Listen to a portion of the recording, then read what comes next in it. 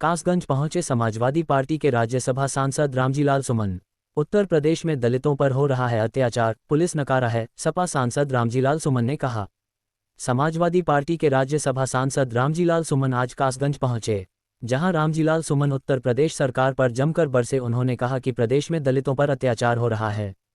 बात करें अगर कासगंज की, तो कासगंज जनपद के बीनपुर गांव में बाबा साहब की प्रतिमा को किसी अराजक तत्व ने तोड़ा था, लेकिन पुलिस ने इस मामले में कोई कार्यवाही नहीं की। पुलिस नकारा है। दरअसल मामला जनपद कासगंज की कोतवाली पटियाली क्षेत्र के बीनपुर गांव का है, जहां 19 अक्टूबर को बाबा साहब की मूर्ति को किसी अराजक तत्व ने तोड़ दिया था। पुलिस प्रशासन में हड़कंप मच गया था। पुलिस प्रशासन ने उसी दिन बाबा साहब की प्रतिमा लगवा दी थी। लेकिन आज गुरुवार को रामजीलाल सुमन बीनपुर गांव पहुंचे और ग्रामीणों से मुलाकात की। मीडिया से बात करते हुए सपा राज्यसभा सांसद रामजीलाल सुमन ने कहा कि उत्तर प्रदेश में दलितों पर अत्याचार हो रहा है। बीनपुर गांव में पुलिस प्रशासन ने नई प्रतिमा को लगवा दिया, लेकिन इस मामले में अभी तक कोई एफआईआर दर्ज नहीं हुई है, जिससे गांव के लोगों का हौसला तोड़ दिया। गंभीर मामले में पुलिस को संज्ञान लेना चाहिए था और पुलिस नकारा है। उत्तर प्रदेश में बाढ़ सी आ गई है, बाबा साहब की प्रतिमा टूट रही है, गौतम बुद्ध की प्रतिमा टूट रही है, दलितों की बारात रोकी जा रही है। क्या उद्देश्य है?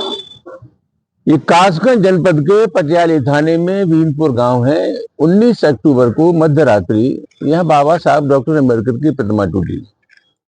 तत्काल स्थानीय प्रशासन ने नई प्रतिमा स्थापित कर दी और ये सिलसिला पूरे उत्तर प्रदेश में चल रहा है कि जहाँ जहाँ भगवान गौतम बुद्ध की और बाबा साहब की प्रतिमाएं टूट रही हैं, वहां प्रशासन नई प्रतिमा स्थापित कर देता है। असल सवाल ये है कि इस कुकृत्य के लिए जो गुनहगार हैं उनके खिलाफ प्रभावी कार्रवाई क्यों नहीं की जाती। इस घटना में भी हुआ, नई मूर्ति स्थापित कर दी, लेकिन आज तक कोई एफआईआर पंजीकृत नहीं हुई।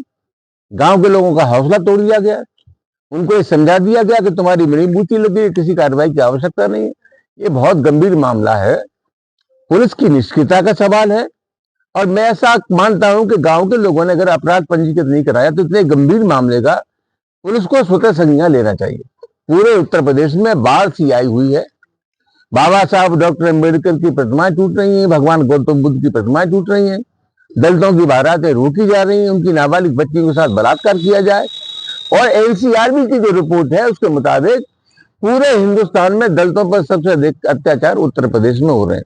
ये बहुत गंभीर मामला है।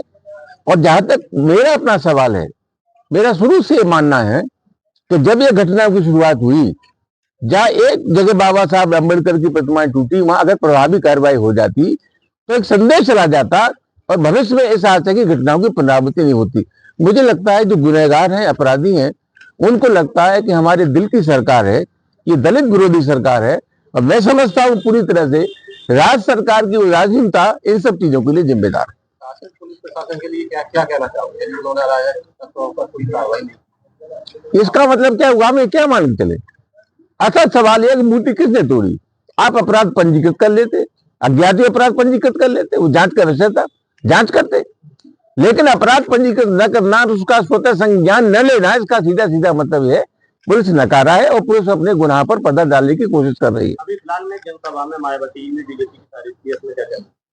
मायावती जी के बारे में क्या इतना कह सकता है, उनकी अपनी पार्टी है। लेकिन हम इतना जरूर कहना चाहूंगा कि मायावती जी को अपनी पार्टी खत्म करने के लिए किसी के योगदान की जरूरत नहीं है, वो अकेली काफी है। एनसीआरबी की रिपोर्ट है कि उत्तर प्रदेश में सबसे ज्यादा दलितों पर अत्याचार हो रहे हैं। 9 अक्टूबर की रैली में जो लोग गए थे वो सुनना चाहते थे कि मायावती ऐलान करे संघर्ष का, कि दलितों पर जो अत्याचार हो रहे हैं उनके खिलाफ मैं संघर्ष करूंगी। ये मोबाइल से पार्टियां नहीं चलती, पार्टियां मैदान से चलती हैं, जंग से चलती हैं। जनता के सवाल पर जो मुखर होकर के बोलेगा वही राजनीति में जिंदा रहेगा। मोबाइल का कल्चर इस देश में नहीं चल सकता। तो मैं समझता हूं जन इच्छाओं के खिलाफ आचरण किया मायावती जी ने, जो किसी भी कीमत पर आने वाले समय में उसके परिणाम को भुगतने पड़ेगा। हम लोग के राजनीतिक मुद्दे पर बात करते हैं। पटियाली विधानसभा में जो जमीनी कार्यकर्ता हैं, पार्टी उन्हें टिकट देगी या फिर से हवा हुई?